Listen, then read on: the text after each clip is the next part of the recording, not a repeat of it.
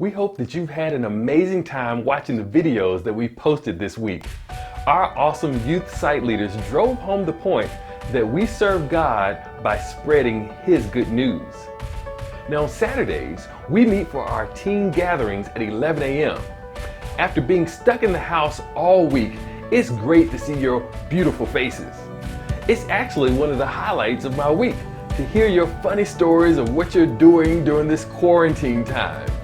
So let's get together and catch up on the latest movie recommendations, because it seems like we've got a little bit more time than we thought with this whole social distancing situation. In addition to catching up with you guys, we're going through this remarkable book called More by Todd Wilson. Now in this book, he begins to help us to discover and engage in our unique life calling. And on last week, we discussed chapter 4, and boy was it insightful. We started out with a quiz to determine who plays the lead versus the supporting role in various TV shows. Do you want to play? Okay. Well, the first one to write in the comments which one of these individuals plays the leading role versus the supporting role in the hit show called Blackish will win 1,000 points. On last Saturday, we discussed how the leading actor is the main character of the story. They make all the key decisions and are essentially the star of the show, whereas the supporting actor plays a lesser role.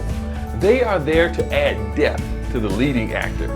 You know how Robin does Batman. Robin is clearly not calling the shots. Now sometimes the story of our lives has us as the leading actor. Let me tell you, it works out a whole lot better when you let God play the leading role and we serve as the supporting actor. The biblical concept that models this dynamic is called lordship. And as Christians, we're all challenged to allow Jesus to be the Lord of our life. And on page 44 of More, Todd writes, lordship is the full and complete surrender to the authority, commands, and desires of another, regardless of personal impact or sacrifice.